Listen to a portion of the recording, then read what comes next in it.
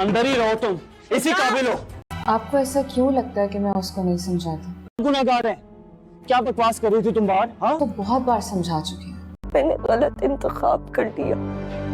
बिल्कुल उस तरह जिस तरह आप नहीं सुनते। औरत अगर पढ़ लिख कर कामयाब होती है ना, तो रिश्ते खुद चलकर उसके पीछे आते हैं। ड्रामा सीरियल नकाब के आने वाले एपिसोड में आप लोग देखेंगे कहानी कुछ इस तरह की बन चुकी है इस ड्रामे के अंदर, जिस बिलाल ने अपनी पूरी जिंदगी लुटा दी सभी घर वालों को खुश करते करते, और जो बीवी उसे कभी भी पसंद नहीं करती थी उसके लिए उसने अपनी गाड़ी तक बेच दी। लेकिन आज वही सारे घर वाले उसी के सामने खड़े हो गए हैं। कुछ पैसे बचा कर रखे थे बिलाल ने अपने मुश्किल हालातों के लिए। आज जब उन पैसों की उसे जरूरत पड़ने लगी तो यहाँ पर उसकी सास ने बिलाल के पैसों को बिलाल के हाथ लगने से पहले ही उन्हें चुरा लिया, और सारे घर वाले बिलाल के अगेंस्ट खड़े हो गए हैं। क्योंकि अब तक बिलाल बिल्कुल खामोश था, किसी को कुछ भी नहीं बोलता था। जब भी जो घर वाले उसे हुक्म देते थे उनका हुक्म की पासदारी करता था। लेकिन आज अब बिलाल अपनी जिंदगी में कुछ करना चाहता है, और उसे कुछ करने के लिए जिन पैसों की उसे जरूरत पड़ रही है तो वो पैसे उसकी सास ने ही चुरा लिए। जब बिलाल की सास अपने कमरे में बैठकर वो पैसे गिन रही होगी तो यहाँ पर लैला उसके पास आकर कहेगी, अम्मी आपके पास इतने पैसे कहाँ से आए? तो यहाँ पर वो उसे चुप कराने में लगी होगी कि चुप, जरा धीरे बोलो, कहीं बिलाल को पता न चल जाए।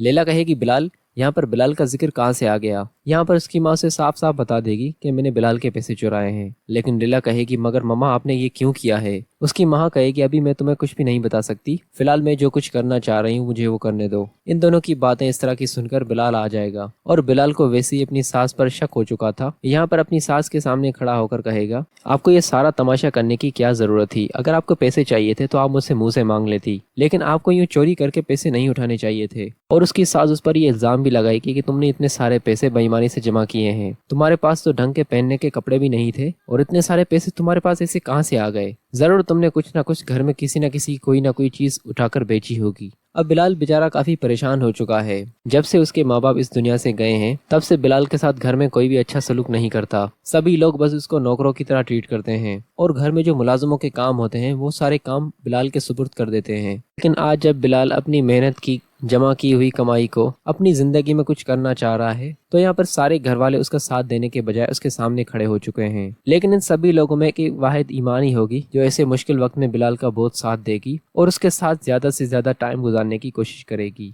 और इस वक्त बिलाल को उसी के साथ की जरूरत है।